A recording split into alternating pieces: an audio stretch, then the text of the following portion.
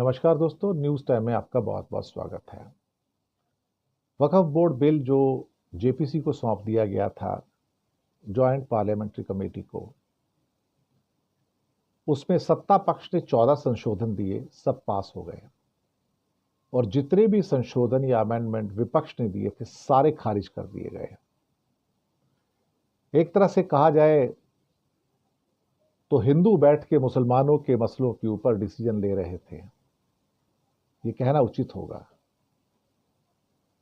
कि हिंदुओं की एक महफिल थी, उस महफिल में 2-4 लोग मुसलमान चुन लिए गए और फिर प्रस्ताव हिंदुओं ने पास किए, हिंदुओं ने वोट किया और हिंदुओं ने पास किया। ये बात तो अब इस कहानी का हिस्सा हो गई ना।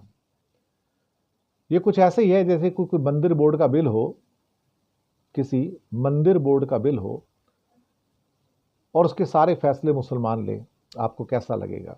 बस कुछ ऐसा ही है कि मुसलमानों के मसले थे वक्फ बोर्ड के, उसके फैसले हिंदू लोग ले रहे थे और जितने भी अपोजिशन से जो लोग आए थे और जो जो उन्होंने कहा था, जो प्रस्ताव रखे थे अमेंडमेंट के, एक भी पास नहीं किया।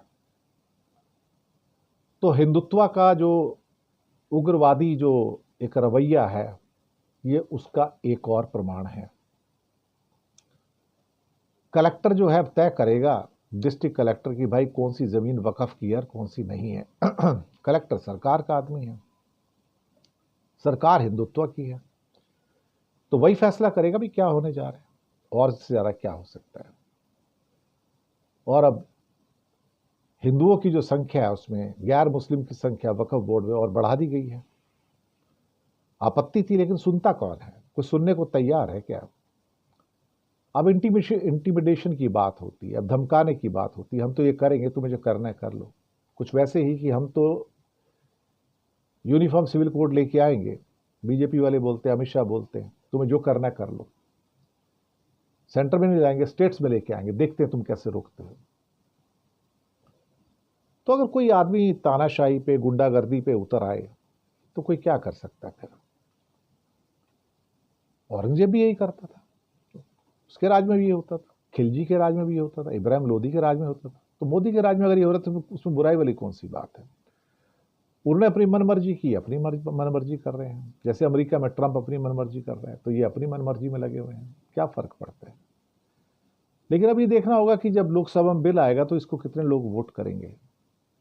पर मुझे अभी से एहसास होना शुरू हो गया है कि जितने एनडीए के साथी हैं, चिराग पासवान हो, नीतीश कुमार हो, नायडू हो, ये सब मोदी के साथ जाएंगे और वक्फ बोर्ड का ये जो बिल है उसके पक्ष में समर्थन देंगे, लिख लीजिएगा।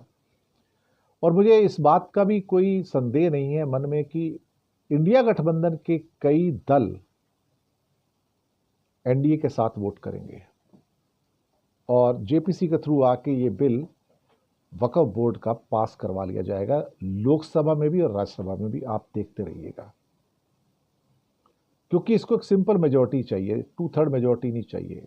वन नेशन वन इलेक्शन को 2/3 मेजोरिटी चाहिए, लेकिन यहाँ पे सिंपल मेजोरिटी चाहिए, वो इसको पास करवा लेंगे साहब। मुझे इस बारे में अब कोई भी संदेह नहीं रह गया है। तो हिंदुत्व की एक और जीत होगी और कहेंगे देखो हमने मुसलमानों का भला किया। इन एक्चुअलिटी उनकी ज़मीन छीनने का सारा का सारा प्रयास है और कुछ नहीं है, उनके लैंड लेने का प्रयास है। बाकी क्या कहा जाए। शुक्रिया आपका।